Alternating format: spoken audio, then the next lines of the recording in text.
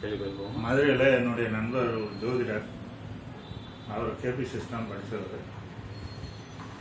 அவர் ஒரு நாள் மீட் பண்ண வேண்டிய சூழ்நிலைகள் ஏற்பட்ட போது அவர் என்ன செஞ்சார், நான் என் பையனுக்கு மேரேஜுக்கு நான் எவ்வளவோ ட்ரை பண்ணுறேன், நம்ம சார்ட்டு போகிறதுக்கும் நடக்கிறதுக்கு சம்மந்தமே இல்லாமல் இருக்குது பாஸ்கரன், நீங்கள் மேரேஜ் விஷயமா டேட்லாம் கொடுப்பீங்களா? அப்போ டேட் எடுக்கிறதுல ரொம்ப தீவிரமாக இருக்கேன். எல்லாருக்கும் டேட் எடுக்க ஒரு நாள் 2 நாள் சில ஜாதகங்களில் மிஸ் ஆகிடும். இப்போ சிலருக்கு 1 மாதம் கூட மிஸ் ஆகிடும். அடுத்த ரவுண்டெல்லாம் அதே நட்சத்திரத்தில் அந்த ஈவெண்ட் நடக்கும். அப்படி நடந்துகிட்டு இருக்கும்போது ஒவ்வொருத்தரும் நம்ம டேட்டு கொடுத்ததுனால ஒரு நாள் லேட் ஆயிடுச்சு, பரவாயில்ல, இன்னும் கொஞ்சம் ஆராய்ச்சி பண்ணுங்கன்னு யாரும் ஊக்குவிக்கல. நம்மளை போட்டு மென்டல் டார்ச்சர் பண்ண ஆரம்பிச்சிட்டாங்க. நீங்கள் கொடுத்த தேதி தப்பு, அப்போது ப்ரொடிக்ஷன் தப்பு தானே அப்படிங்கிற முடிவுக்கு எல்லாரும். அதனால சார் டிஸ்கரேஜ் ஆனீங்க? அது நிறைய மனதளவில் பாதிப்பு வருதுல்ல. மீண்டும் முயற்சி பண்ணுறோம்ல, எப்படி அது மாதிரி நடக்காமல் போகுது அப்படின்ட்டு. நான் எடுக்க முடியும். நம்மளை ஆளாளுக்கு டிஸ்கரேஜிங் பண்ணதுனால நான் அந்த டேட்டுங்கிற கான்செப்டை திருமணம் அப்படியே விட்டுட்டேன். அப்போ அந்த டேட்டை பற்றி எடுக்கும்போது ஒரு நிகழ்வுகளை பற்றி ஒரு நண்பர் அவர் சண்முகத்துக்கு ஒரு ப்ரெடிக்ஷன் கொடுத்தேன். அவர் போன உடனே வீட்டுக்குள்ள நுழைஞ்ச உடனே வேகமாக நோட்டு பேனாவை எடுத்து கையில் கொடுத்தாரு. ஒரு ஆர்டர் ஒன்று போட்டு என் பையனுக்கு எப்போ மேரேஜ்னு எடுத்து கொடுங்கன்னு கேட்டார். அப்போ நான் சார்ட் எதுவுமே போடலை, நம்பர் சொல்லுங்க அப்படின்னு. அவர் மகரத்தில் சந்திரன் ஸ்டார் சுக்ரன் சப்பில் அவருடைய கேள்வி லக்ன புள்ளி வந்துச்சு.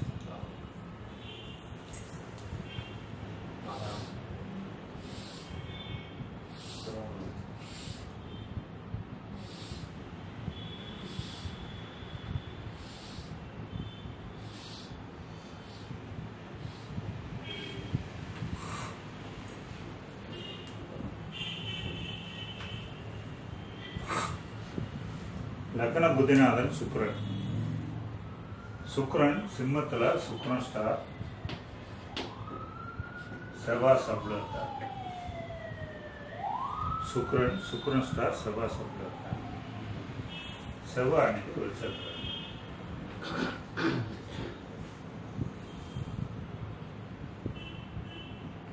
அன்னைக்கு சந்திரன் இந்த இடத்துல செவ்வாய் ஸ்டார் சந்திரன் நிற்கிறார்.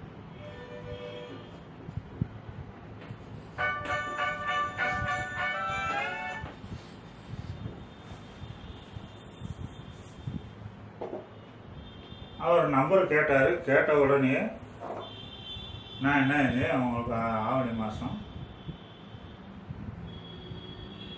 18ஆம் தேதிக்கு மேலே அது தவறுனா கார்த்திகை மாதம் 16ஆம் தேதிக்கு மேலே உங்கள் பையனுக்கு அலைன்ஸ் ஃபிக்ஸ் ஆகிடும். நான் பொதுவாக சொன்னது அலைன்ஸ் ஃபிக்ஸ் ஆகிடும்னு சொல்லலை. இந்த டேட்டில் திருமணம் நடக்கும் சார். அவர் ரொம்ப டென்ஷன் ஆகிட்டார். என்ன பாஸ்கரன், என்னை காதில் பூ சுத்துறீங்களா அப்படின்னா. நான் ஒன்றுமே பேசலை. நீங்கள் வாட்டுக்கு நம்பர் கேட்டி நீங்கள் வாட்டுக்கு குழந்தை அருளாக்கு சொல்கிறீங்களா என்கிட்ட அப்படின்னு ரொம்ப டென்ஷன் ஆகி பேசினார். சரி, ஏன் சார் இப்படி பேசுறீங்க? நான் பேப்பர் பேனா எடுத்து கொடுத்து நீங்கள் எந்த கால்குலேஷனுமே பண்ணல, நீங்கள் வாட்டுக்கு சொல்கிறீங்க. இதுக்கு எதுக்கு சார் கால்குலேஷன் எல்லாமே சொல்லலாம் சார். இது என்ன பெரிய ஞானியா நீங்கள்? வந்தவொன்னா சொல்கிறது ஞானியாக இருந்தாலே சொல்ல முடியுமா? நம்மளை ரொம்ப டென்ஷன் ஏற்றுனதுனால நான் என்ன அவர்கிட்ட நான் கொடுத்துருக்கேங்களா டேட்டு, அந்த டேட்டில் நடக்காட்டி நீங்கள் என்ன பேசணும். இப்போ நீங்கள் எதுவும் பேச வேண்டாம், தயவு செஞ்சு இந்த பேச்சரோட விட்டுருங்க. நான் உங்களுக்கு சொல்லி நான் புரிய வைக்க முடியாது. சரின்னு சொல்லிட்டு நான் ஆவணி மாதம் 18ஆம் தேதி போகிறேன். உள்ள பாஸ்கரன் நீங்கள் கொடுத்த ப்ரொடிக்ஷன் ஃபெயிலியர். என்னங்க, என் பையனுக்கு அலைன்ஸ் ஃபிக்ஸ் ஆயிடுச்சு. நேற்றுத்தையும் போய் வெத்தலாவுக்கு மாற்றிட்டு வந்துட்டோம். என்னங்க நான் கொடுத்ததுல ஒரு நாள் தானுங்க, 16ஆம் தேதிக்கு மேலே தானுங்க சொன்னேன். ஒரு நாள் தள்ளி போகிறேன்னா நீ மேரேஜ் நடக்கும் தானே சொன்னேன். நிச்சயார்த்தம் தானே நடந்திருக்கு. அப்போ உன் ப்ரொடிக்ஷன் ஃபெயிலியர் தானா அப்படின்னு ஆக்கி விட்டேன். சரிங்க, மேரேஜ் எந்த தேதிங்க ஃபிக்ஸ் பண்ணியிருக்கீங்க? அவர் ஆங்கில தேதியை சொல்கிறார். ஆங்கில தேதினா தமிழ் மாதம் என்ன தேதின்னு பாருங்கள் சார். நான் கொடுத்தது கார்த்திகை மாதம் 16ஆம் தேதி கொடுத்தேன். ஒரு கேள்வி கேட்ட உடனே லக்ன புத்திநாதன் அமர்ந்த பாவம்,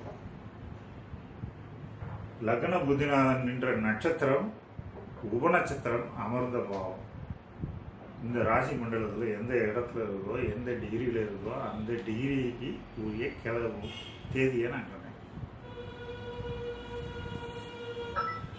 இங்கே லக்ன புத்திநாதன் சுக்கிரன் இங்கே 17 டிகிரி.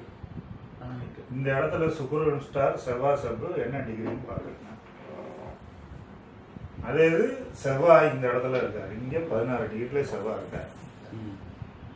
அப்போ நான் இது ஆவணி மாதம் தானே, அப்போ ஆவணி மாதம் சூரியன் இந்த டிகிரியை தொடும்போது அல்லது கார்த்திகை மாதம் செவ்வாய் என்ற புள்ளியை சூரியன் தொடும்போது இந்த நிகழ்வு நடக்கப்போகுது அப்படிங்கிறத வித்தின் செகண்டில் சொன்னேன். அப்போ நான் இந்த மாதம் தெரியாமல் இருந்துச்சுன்னா நான் அதை சொல்ல முடியுமா? ஆவணி மாதம்னு எல்லா பஞ்சாயத்துலையும் போட்டிருக்கு, எல்லா புத்தகத்திலையும் போட்டிருக்குல்ல, சும்மா ஆவணி மாதம் அப்படின்னு கொடுத்துருக்கா இல்லையா? அந்த ஆவணி மாதத்தை சொல்லியிருக்கு. நீங்கள் அலட்சியமாக இருந்தீங்கன்னா அதுக்கு நான் பொறுப்பாக முடியாது. அந்த இடத்துல ஹேண்டில் பண்ணுற நுட்பம் வேணும். அதே மாதிரி ஒருத்தருக்கு போர் போடுறது எத்தனை அடின்னு கேட்டார். சாதாரணமாக போர் எவ்வளோ அடியை போடுவாங்க? 100 அடிக்கு மேலே தான் எல்லாருமே போடுவாங்க. இதை காமன் சென்ஸை யூஸ் பண்ணிக்கணும். அன்னைக்கு லக்ன சப்ளாட கண்ணியில் இருந்தார். கண்ணி 160 டிகிரி ஆயிடுச்சா அப்ராக்சிமேட்டா. அன்னைக்கு இருந்த டிகிரி 22 டிகிரியில் இருந்துச்சு அந்த கிரகம். அந்த 22 + 150 172 அடியில் இருந்து அது தனுசு வரைக்கும் இருந்துச்சு.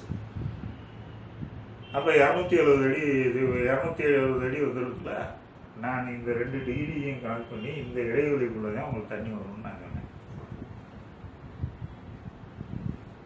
140 அடி வரைக்கும் தண்ணி போர் போட்டு தண்ணி வரல அப்படின்னு சொல்லி திருப்பி ஃபோன் அடிக்கிறார். நான் சொன்னது என்னங்க, இந்த அடிக்கு மேலே தாங்க தண்ணி வரும்னு சொன்னேன். கரெக்டாக இந்த அடிக்கு மேலே தண்ணி வருது, தண்ணி கம்மியாகுது.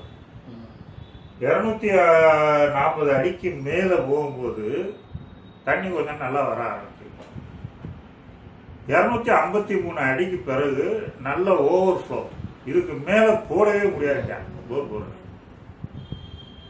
அப்போ நம்ம இந்த ராசிமானத்தை நீங்கள் இடப்பொருள் ஏவுக்கு தகுந்த மாதிரி நீங்கள் பயன்படுத்தணும், எண்ணிக்கைக்கு தகுந்த மாதிரி பயன்படுத்தணும். இப்போ என் நண்பர் சிங்கராஜ் இருக்கார். அவர் மதுரை எட்வர்டு ஹாலில் எலெக்ஷன் நடக்குது. அந்த எலெக்ஷன் டயத்தில் அந்த எலெக்ஷனில் 10 பேர் நிற்கிறாங்க. அதில் 9 பேர் தேர்வு செய்ய போகிறாங்க. 9 பேர் கண்டிப்பாக தேர்வாயிடுவாங்க. ஒரே ஒரு ஆள் ரிஜெக்ட் ஆவார். அதில் யார் அப்படின்றது நமக்கு தெரியாது. ஆனால் என் நண்பர் அவர் எலெக்ஷன் நிற்கிறார். தோக்குறதை பற்றி நான் கேட்கல பாஸ்கரன், நான் எத்தனாவது இடமா வருவேன் அப்படின்னு கேள்வி கேட்கிறார். அவர் கேட்ட நேரத்தில் லக்ன புத்திநாதன் மிதுனத்தில் ராகு ஸ்டார் சனி சப்ல இருக்கார்.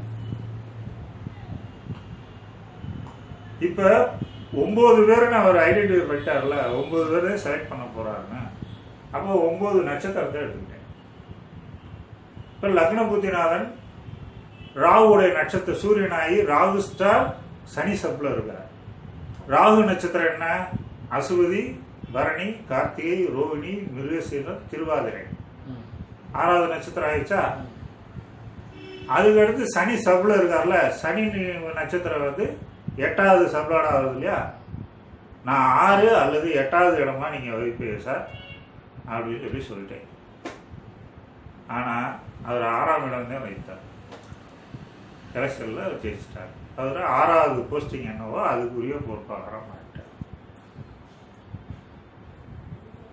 அப்போ நம்ம இந்த ராசி சக்கரத்தில் உள்ள எல்லா குணாகாரங்களையும் நம்ம தெரிஞ்சுக்கிட்டு வச்சுருந்தானே ஒருவர் வந்து கேள்வி கேட்கும்போது அதுக்குரிய ரிசல்ட்டை நம்ம எடுத்து சொல்லணும். இந்த மாதிரி நான் நிறைய விஷயங்கள் ரிசர்ச் பண்ணியிருக்கேன். நம்ம வந்து டேட் எடுக்கிறதுக்கு நம்ம முயற்சி பண்ணும்போது யாரும் கோஆப்ரேட் பண்ண மாட்டாங்க. சில நிகழ்வுகளை நம்ம சொல்கிறோம்னா அந்த டேட்டில் நடந்துச்சு நடக்கலைன்னு வந்து பார்ட்டியை சொல்ல மாட்டாங்க. அப்போ நம்ம போய் அதை எடுத்து என்ன பிரயோஜனம்? இப்போ காலப்போக்கில் என்ன ஆயிடுச்சு, அதிரத்தை கொடுத்துட்டு ஆளை ஒழுங்க பாட்டு போயிட வேண்டிய சூழ்நிலை ஆயிடுச்சு. நம்ம வந்து ராசி சக்கரத்தில் உள்ள அனைத்து விஷயங்களையும் மேக்சிமம் நம்ம எவ்வளோ தெரிஞ்சுக்கிறோமோ அவ்வளோக்காவது இடத்துக்கு தகுந்த மாதிரி நம்ம போய் அங்கே போய் அப்ளை பண்ண முடியும். எனக்கு ஒரு கேள்வி.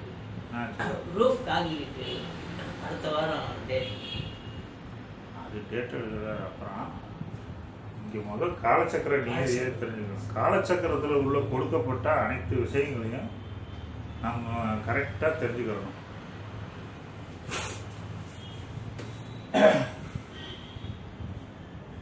எனது நண்பர் ஒருத்தர் வந்து கட்டிய மனைவியை விட்டுட்டு இன்னொரு பெண்ணோட தொடர்பு ஏற்படுத்தி அந்த பெண்ணோட எஸ்கேப் ஆகிட்டார். எஸ்கேப் ஆகிட்டு திரும்பி வீடுக்கு வந்துட்டார். அந்த பொண்ணையும் ஒரு தனியாக ஒரு வீடு பிடிச்சி வீட்டுக்கு தெரியாமல் வச்சிருக்காரு. அந்த நபர் வந்து எங்கே இருக்கிறாரு, எந்த திசையில் இருக்கிறாருன்னு ஒரு கேள்வி கேட்டார். புரியுதா? அப்போ நான் அவர் வந்து கேள்வி கேட்கும்போது லக்னம் புத்திநாதன் கடகத்திலே லக்ன புத்திநாதன் குருவாகி குரு அப்போ கடகத்தில் இருந்தார். 10 15 வருஷத்துக்கு முன்னாடி குரு லக்ன சப்ளாடு, குருவும் குரு ஸ்டார்லே இருக்கிறார். மதுரையிலே அவர் கேட்குறாரு, மதுரையில் எந்த டைரக்ஷனில் நம்ம எடுக்கலாம் அப்படின்னு அவர் கேள்வி கேட்குறாரு. இங்கே குரு தட்சிணத்துக்கு காரகம் தானே, தெற்கு திசைக்கு காரகம் தானே. இங்கே கடகமும் தெற்கு திசையை குறிக்கணும்ல. மதுரையில் தெற்கு திசையில் அவர் இருக்கிறாரு அப்படின்னு சொல்லிட்டேன். அவர் என்னுடைய நண்பருங்கிறதுனால தயவு செஞ்சு என் கூட வாங்க பாஸ்கரன் கூப்பிட்டு நாங்கள் இருக்கிற இடத்துல வந்து தெற்கு திசை வந்து பழங்கானத்தம், திருப்பரங்குன்றம் ரோடு, ஒவ்வொரு ஏரியாவும் நாங்கள் காலையில் 10 மணியிலிருந்து ஸ்கூட்டரில் அடையணும். ஃபோட்டோவை கையில் வச்சு இந்த நபர் இந்த சைடு பார்த்தீங்களா செஞ்சீங்களா அப்படின்னு சொல்லிட்டு கேட்கும்போது எங்கேயுமே கடைசியில் திருப்பரங்குன்றத்துக்கிட்ட போய் ஒரு செருப்பு தைக்கிற நபர்கிட்ட போய் இந்த நபரை எங்கிட்ட பார்த்தீங்களா சார், இதான பார்த்த மாதிரி இருக்குது, ஆனால் இங்கே இந்த இடத்துக்கு வந்திருக்காரு சார் அவர் எனக்கு ஞாபகம் இருக்குது அப்படின்ட்டார். திருப்பரங்குன்றம் அப்படின்னு ஃபிக்ஸ் பண்ணியாச்சு. திருப்பரங்குன்றத்துக்குள்ள போய் என்ட்ரி ஆகி ஒரு 4:30 மணி இருக்கும். 4:30 மணியிலிருந்து ஒவ்வொரு தெருவாக போகிறோம். இந்த ஏரியாவில் இந்த பார்ட்டி இருக்காரா அப்படின்னு கேள்வி கேட்டால் ஒவ்வொரு ஏரியாவிலையும் லக்ன சப்ளாடு 3 எட்டை காட்டுது. நீ இந்த பாதையில் போகாத, ஆள் இல்லை அப்படின்னு காட்டு. இப்படி போட்டுக்கிட்டே வரும்போது ஒரு இடத்துல வரும்போது 1, 3, 7, 9ஆம் பாவம், அதாவது திருப்பரங்குன்ற மலைக்கு பின்னாடி அந்த இடத்துல போய் ஒரு டீ கடைக்கிட்ட நின்றுட்டு அவர்கிட்ட ஒரு பர்சனல் நம்பர் கேட்குறேன். அது கரெக்டாக காட்டுது. சார் இந்த இடத்த விட்டு நாளாயி சார், நம்ம மறைஞ்சு உள்ள உட்காருவோம் சார். விடுஞ்சிருச்சு. காலையில் 6 மணி. முதல் நாள் 4 மணியில் இருந்து ஒவ்வொரு தெருவாக போய் போய் நின்றுட்டு பார்க்கணும். இது ஒரு ஆராய்ச்சி ஆர்வத்தில் அன்னைக்கு போய் செஞ்சேன். கடைசியில் அந்த டீ கடைகிட்ட நின்றுட்டு வண்டியை நிப்பாட்டி விட்டு உள்ளே போய் டீ கடை உள்ளே உட்காந்துக்குவோம் சார்னு சொல்லிட்டு கரெக்டாக நாங்கள் 2 பேரும் உட்காந்து உள்ளே போய் டீயும் வடையும் சாப்பிட்டுட்டு பசிலாம் அலைஞ்சதுனால சாப்பிட்டுட்டு உட்காந்துருந்தோம். அந்த பொண்ணோட தங்கச்சி தூக்குவாளி எடுத்துட்டு அதே டீ கடைக்கு டீ வாங்கணும். இங்கே 3-9ங்கிறது இந்த பாதை அப்படிங்கிறது கரெக்டு அப்படின்னு சொல்லிடுச்சு. 1-7ங்கிறது நம்ம எதிர்பார்க்குற நபரை சந்திக்க போகிறோம் அப்படிங்கிறத அது காட்டுது. அதே மாதிரி ஒரு 1/2 மணி நேரத்தில் அந்த புள்ள வந்துச்சு. எங்கள் தலையை பார்த்த உடனே சிட்டாக அது வரைஞ்சிச்சு. நானும் விடாமல் விரட்டிட்டு போய் அந்த பிள்ளை வீட்டுக்குள்ளே நுழையிறத கண்டுபிடிச்சி ஒரு பிரச்சனையாகி வந்துருச்சு. இந்த மாதிரி நம்ம வந்து இந்த காலச்சக்கரத்தில் கொடுக்கப்பட்ட விஷயங்களை நாம் பயன்படுத்தும் நுட்பங்கள் எவ்வளோக்கு எவ்வளோ பயன்படுத்துகிறோமோ அவ்வளோக்கு எவ்வளோ நம்மளுக்கு டெக்னிக்கலாக அனுபவம் கிடைக்கணும். அதே நபர் நாங்கள் அந்த இடத்த கண்டுபிடிச்சிட்டோம் உடனே திடீர்னு வேற ஒரு இடத்துக்கு ஷிஃப்ட் பண்ணிட்டார். அங்கிட்டு 1 மாதம் கழிச்சு இதே மாதிரி கேட்குறாரு. நான் சொல்கிறேன், இந்த வடகிழக்கு வடமேற்கு திசையில் அவர் இருக்காரு அப்படின்னா மதுரைக்கு நான் இருக்கிற இடத்துக்கு வடமேற்கு திசையில் போகிறோம். போனால் முதல்ல சமயம் பறவை, விளாங்குடி, பறவை, சமயநல்லூர், தேர்னூர் அப்படின்னு வரிசையாக போய் வாடிப்பட்டி வரைக்கும் போயிட்டோம். ஒவ்வொரு ஊர்லேயும் நிற்க இந்த ஊரில் இருப்பாரா, அங்கேயும் 3 எட்டக்காரன். வாடிப்பட்டிக்கிட்ட போய் போட்ட உடனே 3-9 காட்டுச்சு.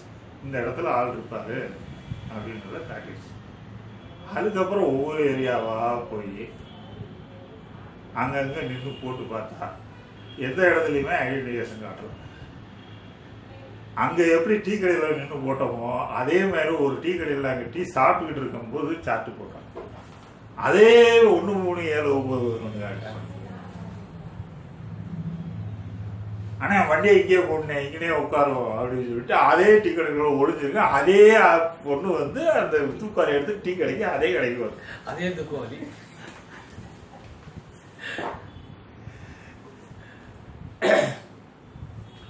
இந்த அனுபவத்தை வச்சுதான் என்னுடைய நண்பர் ஞான சம்பந்தம் வந்து தான் பொண்ணுக்கு வந்து எக்ஸாமில் எந்தெந்த இது வரும் அப்படின்னு என்கிட்ட கேள்வி கேட்டாரு. எக்ஸாமில் எந்தெந்த கேள்வி வருங்கிறத கேள்வி கேட்டார். அப்போ நான் லக்ன புத்திநாதன் 3-8 காட்டுற பாவ இது பூரா கேள்விகள் வராது, 3-9-11 காட்டுறது பூரா கேள்வி வரும் அப்படின்னு சொல்லி கொடுத்தேன். அதே மெத்தடில் அவர் எடுத்து பார்த்ததில் அவர் எடுத்த அனைத்து கேள்விகளுமே கரெக்டாக அங்கே கொஸ்டின் பேப்பரில் அந்த கேள்வி வந்துருச்சு. அதே இது இப்போ ரீசெண்டாக என் ஸ்டூடெண்ட்டு பிருத்திவிராஜன் பாண்டிச்சேரியில் இருக்காங்கள, அவர் ஸ்டூடெண்ட்டுக்கு பூரா எடுத்து கொடுத்துட்டு இதே தியரியில் அப்ளை பண்ணி பார்த்ததா சக்ஸஸ்ஃபுல்லாக அவர் எடுத்து கொடுத்தார். இந்த மாதிரி அவரவர் இதை வந்து காலச்சக்கர நியதிகளை அவங்க ஃபீல்டுக்கு தகுந்த மாதிரி இதை யூஸ் பண்ணிங்கனாக்க நிறைய பெனிஃபிட்டாக இருக்கும், எல்லாருக்கும் யூஸ்ஃபுல்லாகவும் இருக்கும். கேள்வி சொல்லுங்க. சரி, கேள்வி.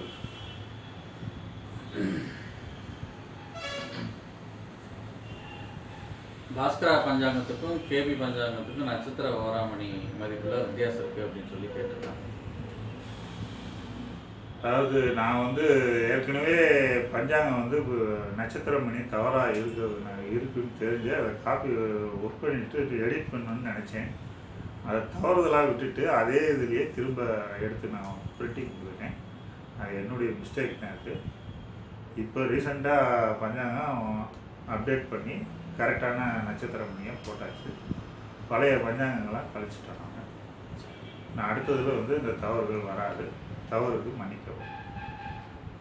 ஐநாம்சம் பற்றிய சந்தேகங்களுக்கு தெளிவு கொடுத்தமைக்கு நன்றி அப்படின்னு சொல்லியிருக்காங்க.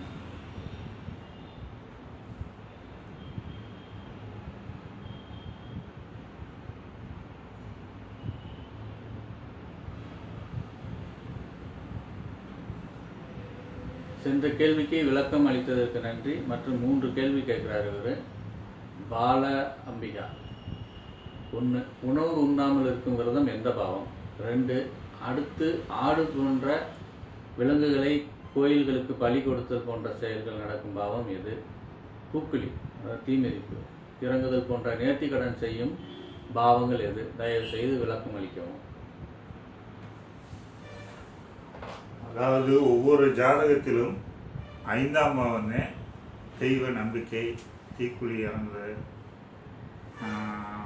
ஆடு கோழி அறுக்கிறது, இதெல்லாம் ஒவ்வொரு ஜாதகத்தில் 5ஆம் பாவம்னே அது தீர்மானம். 5ஆம் பாவம்னே தெய்வ காணிக்கை அல்லது நேர்த்திக்கடன் அல்லது ஏதாவது ஒரு கோவிலுக்குன்னு ஏதாவது ஒரு திருப்பணிகள் செய்கிறது அல்லது கிஃப்ட்டு கொடுக்குறது, இது பூராமே 5ஆம் வீட்டுக்குள்ளே இருக்குது. இந்த 5ஆம் பாவ புத்திநாதன் சனி செவ்வாய் தொடர்பு உண்டு. 3 8ஆம் பாவம் தொடர்பு உண்டுச்சுன்னா அவர் பலி கொடுக்கும் இதை அவர் தெய்வ இதாக வச்சுருப்பார், தெய்வ நம்பிக்கையாக வச்சுருப்பார். சிலர் 5ஆம் பாவ புத்திநாதன் 6 9ஓட தொடர்பு உண்டுச்சுன்னா அவர் விரதம் இருக்கும் பழக்கங்கள்.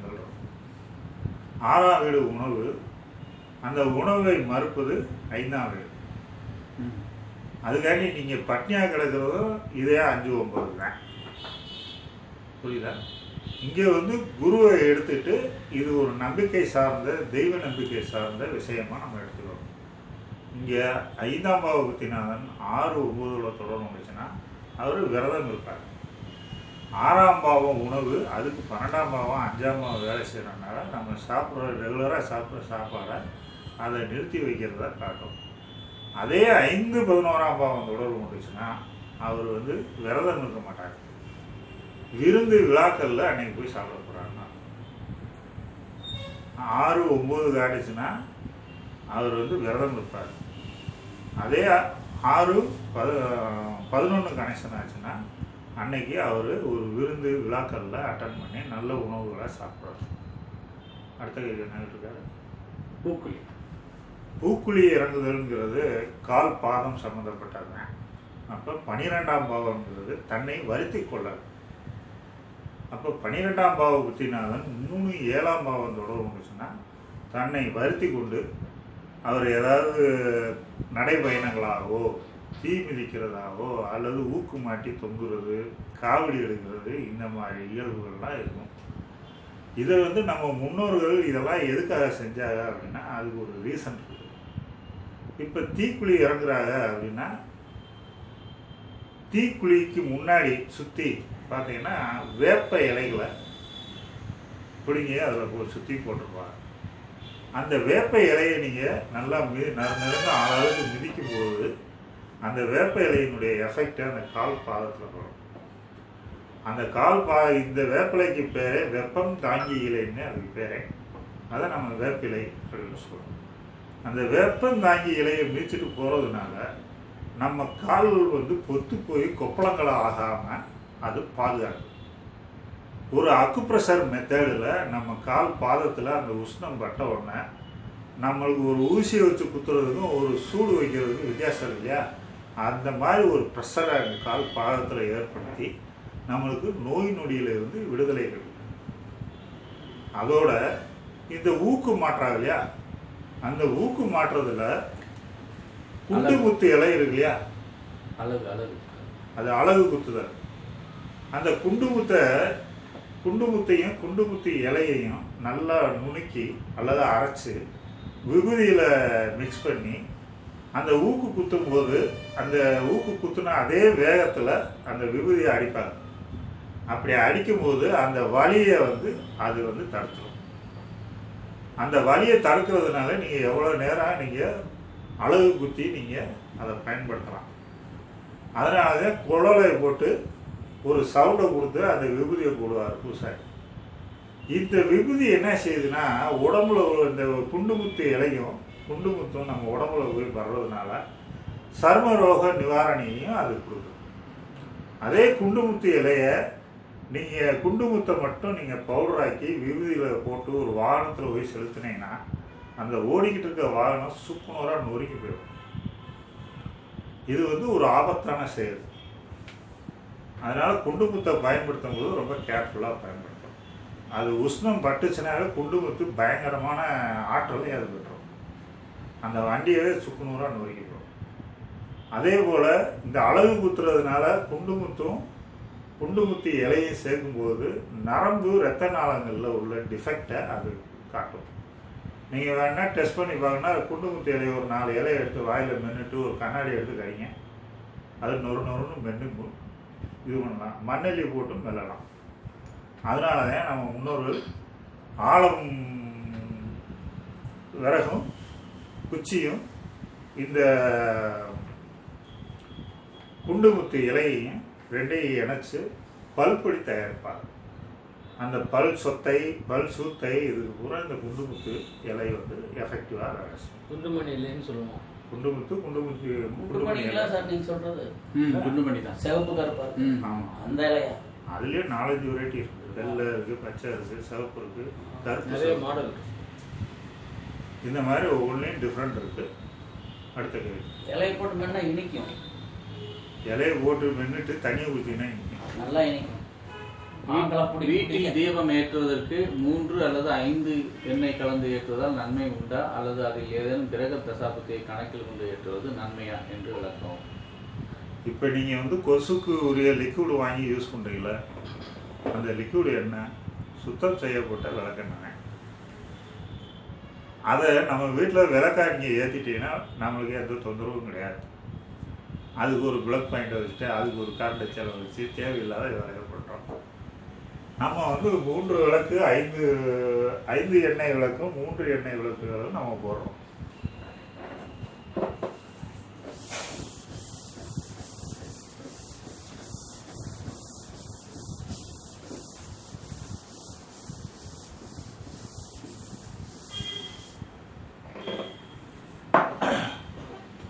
விளக்கேற்றும் திருவிழா அப்படின்னு நம்ம முன்னோர்கள் கோவில்களில் அல்லது அவரவர் தெருவில் இருக்கக்கூடிய கோயில்களில் விளக்கேற்றும் திருவிழா அப்படின்னு 1001 விளக்கு 108 விளக்குன்னு விளக்கேற்றும் திருவிழான்னு ஒன்று வைப்பாங்க. அது எதுக்காக வைக்கிறாங்க அப்படிங்கிறது யாருக்குமே பெரும்பகுதி தெரியறதில்லை. அதில் வந்து நல்லெண்ணெய்,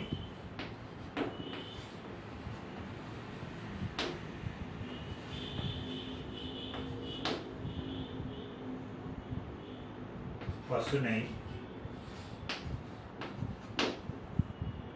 இழுப்பெண்ணெய்,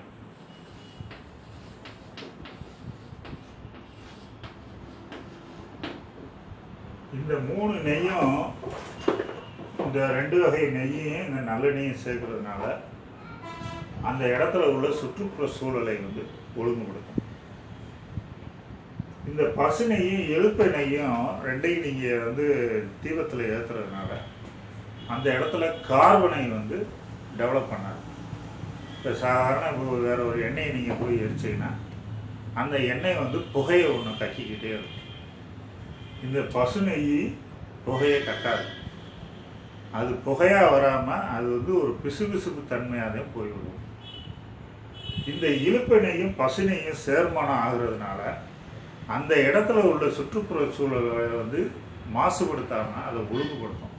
ஒரு இடத்துல ஒரு கூட்டம் சேருது, அந்த கூட்டம் சேரும்போது அங்கே வெப்பம் டெவலப் ஆகும் இல்லையா, எல்லாரும் சுவாசிக்கும் போது அந்த வெப்பத்தை அதை கண்ட்ரோல் பண்ணும். அதுபோக அந்த கூட்டத்தில் இருக்கிறவங்களுக்கு அதிகபட்சம் அந்த உஷ்ணமான சுவாசத்தை சுவாசிக்கிறதுனால பிரீத்திங் ப்ராப்ளம் வரும், சுவாச கோளாறுகள் வரும். அந்த சுவாச கோளாறை இந்த இழுப்பெண்ணெய் வந்து தடுக்கும். இந்த இழுப்பெண்ணெயும் பசுநெய்யும் சேர்றதுனால அதிகமாக பெண்களுக்கு வந்து கர்ப்பப்பையில் வந்து கேன்சர் வரும். அந்த கர்ப்பப்பை கேன்சரை சரிப்படுத்துறதுக்காக நம்ம முன்னோர்கள் பெண்களை எல்லாம் கூப்பிட்டு அந்தந்த தெருவுலையோ அந்த ஊரில் உள்ள கோயில்கள்லையோ விளக்கேற்றும் திருவிழா அப்படின்னு 3 நாள் நடத்துவாங்க. அப்படி 3 நாள் அந்த பெண்கள் வந்து அந்த இந்த விளக்குகளை போட்டு வரிசையாக தீபம் ஏற்றுறாங்க இல்லையா. அப்போ அந்த தீபம் ஏற்றும்போது இந்த காற்றையும் சேர்ந்து சுவாசிக்கிறார்கள். இந்த மாதிரி வருஷத்துக்கு 2 தடவை 3 தடவை அந்த ஒரு விழாக்களை எடுத்து செய்கிறதுனால அதிகப்படியான மார்பக புற்றுநோய் வராத அளவுக்கு நம்ம முன்னோர்கள் அப்பயே ஒரு சிஸ்டமேட்டிக்கை உருவாக்கி வச்சுருக்காங்க. இதோட 5 வகை எண்ணெய் அப்படிங்கும்போது தேங்காய் எண்ணெயும் சேர்த்துக்குவாங்க.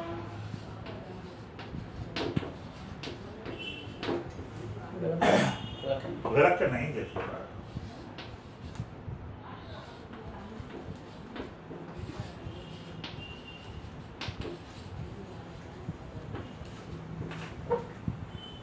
இந்த விளக்கெண்ணெய் என்ன செய்யுது அப்படின்னா நம்மளுக்கு சர்மரோக நிவாரணியாக இது பயன்படுது. இந்த விளக்கெண்ணெயும் தேங்காய் எண்ணெயும் ரெண்டையுமே மிக்ஸ் பண்ணும்போது அது வந்து நம்ம வீட்டை சுற்றி உள்ள விஷ ஜந்துக்களுடைய எஃபெக்டை வந்து அது வந்து அந்த அப்புறம் அழிக்குது. காற்றில் உள்ள மாசையும் ஒழுங்குபடுத்துது. கொசு தொல்லை இருக்காது. நம்ம வீட்டை சுற்றி கொசு வராது. நம்ம இதை விட்டு போட்டு கண்டது கடியதுன்னு சொல்லிட்டு நம்ம சேர்த்துக்கிட்டு இருக்கோம். இப்போ இந்த தேங்காய் எண்ணெய் அப்படிங்கிறத வந்து நம்ம முன்னோர்கள் சயின்டிஃபிக்காக இதை முறையாக செய்யணுங்கிறக்காண்டி எல்லாமே விஞ்ஞானபூர்வமாக செஞ்சாங்க. ஆனால் இன்றைய நடைமுறையில் தேங்காய் எண்ணெய்ங்கிற பேரில் எல்லாருமே முந்திரி எண்ணெயை தேய்க்கிறாங்க, யூஸ் பண்ணுறாங்க. இந்த முந்திரி எண்ணெயை பயன்படுத்துறதுனால நம்மளுக்கு தலையில் முடி கொட்டும். அதனால தயவு செஞ்சு யாருமே சாதாரண போய் கடைகளில் போய் வாங்கி யூஸ் பண்ணுற தேங்காய் எண்ணெயை தலையில் தடவாதீங்க. செக்கு எண்ணெயை போய் அல்லது தேங்காயை வாங்கி கொடுத்து ஆட்டி நீங்கள் அந்த எண்ணெயை வீட்டுக்கு யூஸ் பண்ணுங்கள். அப்படி யூஸ் பண்ணிங்கன்னா உங்களுக்கு முடி கொட்டாது. உங்களுக்கு முடி வளரணும் அப்படின்னா இந்த தேங்காய் எண்ணெயை தேய்ச்சிங்கனாவே போதுமானது. உங்கள் உடலின் சூட்டையும் தணிக்கும். இந்த விளக்கெண்ணெயை வந்து நீங்கள் சாப்பிட முடியாது. நீங்கள் அதை சாப்பிடாம சுவாசமாக நீங்கள் அதை பயன்படுத்தினீங்கன்னா உங்களுக்கு குடும்பத்தில் எந்த ஒரு நோய் எதிர்ப்பு சக்தி குறையாமல் அது பாதுகாக்கும். அதனால் வீட்டுக்கு விளக்கேற்ற ஒரு பெண் வேணும்னே நம்ம முன்னோர்கள் சொல்லுவார். அதனுடைய அர்த்தம் என்னென்னா இந்த பஞ்ச வகை எண்ணெய் 5 வகை எண்ணெய் பற்றி அந்த பெண் தெரிஞ்சிருக்கணும். அது சுகாதாரமாக சுபிட்சமாக நம்ம வாழணும் அப்படின்னு என் வீட்டுக்கு விளக்கேற்ற ஒரு பெண் வேணும் அப்படின்னு நம்ம சொல்கிறோம். இந்த பசுனையை வந்து குருவும் சுக்கிரனும் ஆடுறார்.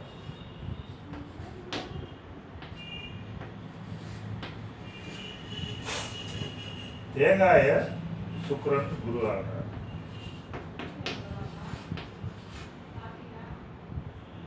இழுப்பெண்ணெயை வந்து ராகு ஆடுறார். நல்லெண்ணெயை சனி ஆடுறார். விளக்கெண்ணெயும் சனி ஆடுறார்.